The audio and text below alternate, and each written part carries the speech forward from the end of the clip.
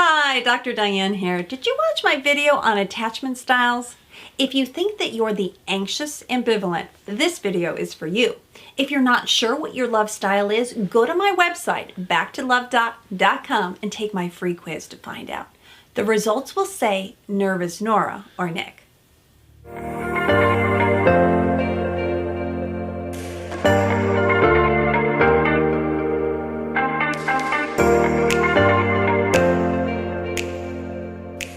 The person who has more the anxious ambivalent attachment style, I call you nervous Nora or Nick.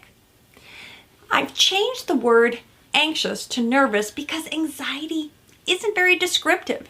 It's more that your nervous system is wired to be highly sensitive and you feel things deeply. Therefore, calling you nervous is more accurate. But in this video, I will use the words anxiety and nervous interchangeably.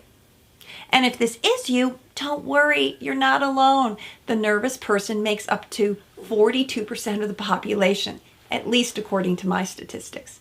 It's the most common of the attachment types. And because parents are more likely to be inconsistent in their parenting style, it's easy to develop an anxious tendency. I call them tendencies because it's a range of traits. You might be mildly nervous, or you might have a fair amount of nervousness. If you do, even the thought of dating makes you anxious. It's helpful to reflect on how you became this way. Knowing that you developed your nervous tendencies can give you some perspective, because underneath your anxiety is unprocessed, invalidated emotions. That's right, you needed your parent to see you, get you, and understand you. And for whatever reason, their own anxiety or reasons I will list below, you didn't get what you needed. As a child, you learned certain patterns to cope with your parents' inconsistencies.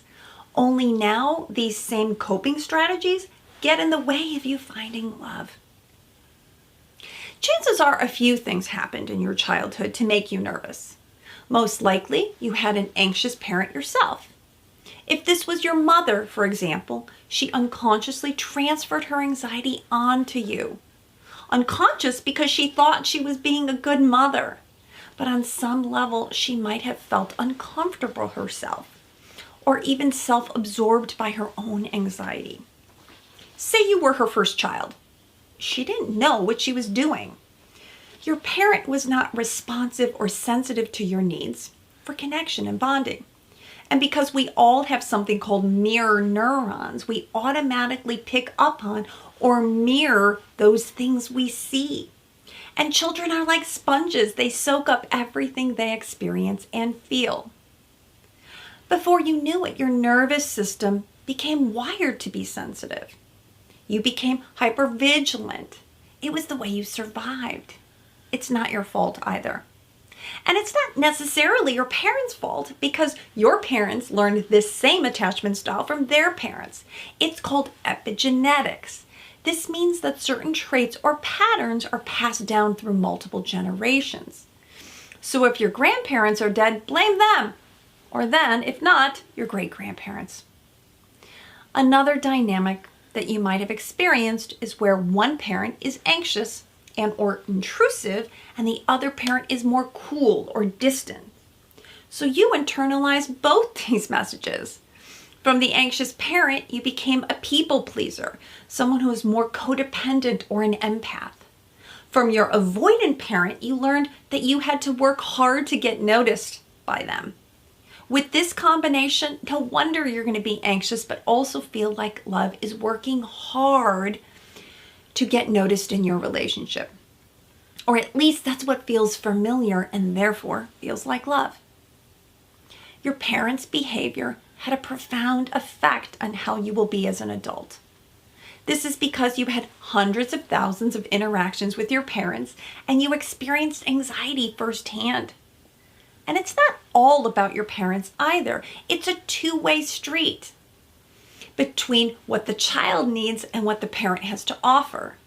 Take, for example, maybe you were a colicky baby and your mother felt even more inadequate because she couldn't console you. It's a combination of your parents' attachment style, but also your temperament. In the strange situation, when the infant was reunited with their parent, you recall there was some resistance. The child was upset because the parent had left again. But it's the same resistance you feel in your own family. The family motto is get along, share everything, be close with your siblings. But this is unrealistic. What if I'm disappointed or angry? What do I do with these emotions? And the family isn't much help to get you to calm down. Now you feel trapped, but in the same way, you might idealize that a perfect partner will come along and save you or give you everything you didn't get in your childhood. But you're cautious. Actually, you're cautiously optimistic because you want love, but you're hesitant too because you've been hurt. This dynamic is certain to play out in your expectations of a partner and your tendencies to overthink and connect quickly. Your nervous style isn't obvious, at least not all the time, but rather when you are under stress or threat, or what I say, in hot water. And that threat can be many things. At the start of your relationship, the threat is not knowing where you stand. You're always waiting for the next shoe to drop. As your relationship deepens, the threat is about losing this person. Your fears of abandonment or rejection rear their ugly head. You've learned through your childhood that a certain level of excitement is good. It's the same stress, though, that keeps you connected to partners who are unavailable. While in hindsight, you can see it was unhealthy, you naturally gravitate towards what you know. No wonder your picker is off. Let's look deeper at your unresolved needs. If it wasn't safe to express your needs, you develop shame. This shame will play out in making it hard to ask for what you want and need, especially if you're the low expressive type. The high expressive type might be able to ask for what they want, but they can be intense, and then they demand that they be treated differently. And this can be when the anxious angry comes out. For the nervous type, you don't know, should I trust my gut? But what if my gut is filled with gas? It doesn't mean your intuition is off, but rather your anxiety gets the best of you. Before you even know whether someone is interested in you or not, you already care. You're watching your phone 269 times. Did they text me back? A part of your ego wants to be the one in control. But all the ups and downs of dating makes it an exhausting roller coaster ride. You wonder, how many more relationships do I have left in me? This brings me to your other pattern of overthinking. Not only did you have to be hypervigilant, you learned to go deep. You analyze and learn to dissect behaviors. Fast forward, as an adult, you should work for the FBI because you start putting patterns together. He usually texts me in the morning, and you overthink and obsess about what he's doing, but also your last text. Was it too much? Not enough?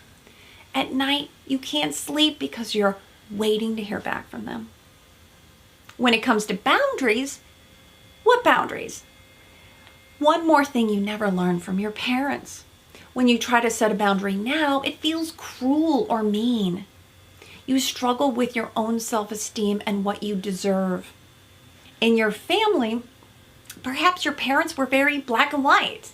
According to them, they're good people and bad ones. Now you've internalized this message and you're hard on yourself. When a relationship doesn't work out, you blame yourself and think that you're not good enough. But you're also seeking validation from others. At the same time, you've outsourced your own self-esteem. You give other people power to decide your worth. In dating, all the ambiguity just triggers you. When you don't know where you stand, this reminds you of your childhood and it feels unfair, like everyone else has it easier but you. Somehow, they're lucky and you're not. And because you struggle with feelings of self-worth, you put yourself beneath other people and elevate them. Instead of seeing yourself as a catch, you think, how did I get so lucky?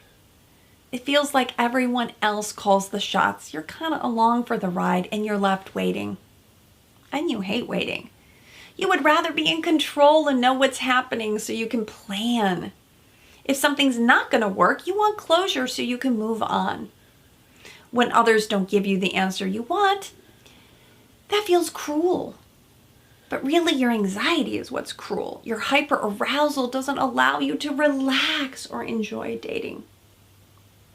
The purpose of this video is not to paint your nervous attachment style as a problem, but rather something you need to manage. For you, the first goal would be to be more relaxed in your body. If you can be calm during, after, and in between your dates, think about how much less stress you would be under. Focus on techniques that can help you be more relaxed. Start a meditation practice, do yoga and diaphragmatic breathing. Because when your body feels more relaxed, then your thoughts are more rational and you can be present and act with confidence. Do what you can to slow your relationships down. Stop getting married in your head on the first date. Learn to use your keen observations accurately. Instead of getting wrapped up in what they say, notice, do their behaviors match their words? The next thing to be aware of is your hidden expectations, because they will get you into trouble. At the first sign that your partner is feeling any ambivalence, you'll freak out. But what if I told you that ambivalence is natural for most people? Instead of retreating out of fear or demanding for more, what if you normalized your partner's fears and took a step back yourself? Can you imagine how much less pressure your partner would feel? It's okay not to know, because while you think you're certain, it's only your strong emotions. It's too early for you to know at this point too. Let go of the romantic narrative that a man who is certain will build a house for you and write you letters every day. Throw away your checklist. Stop dating the same exact guys and learn to get accustomed to guys who won't love bomb you. They may not be as exciting, but in the long run, they'll give you more security. Finally, work on thinking more rationally and less emotionally. Try to stop overthinking. Don't assume that because you feel strongly that something is happening. And be aware to not take everything so personally.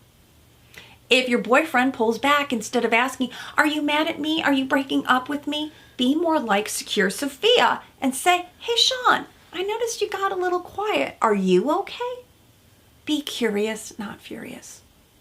If you want to find love in dating or deepen your current relationship, it will help you to be more secure. You don't have to be perfect, but better manage your anxiety.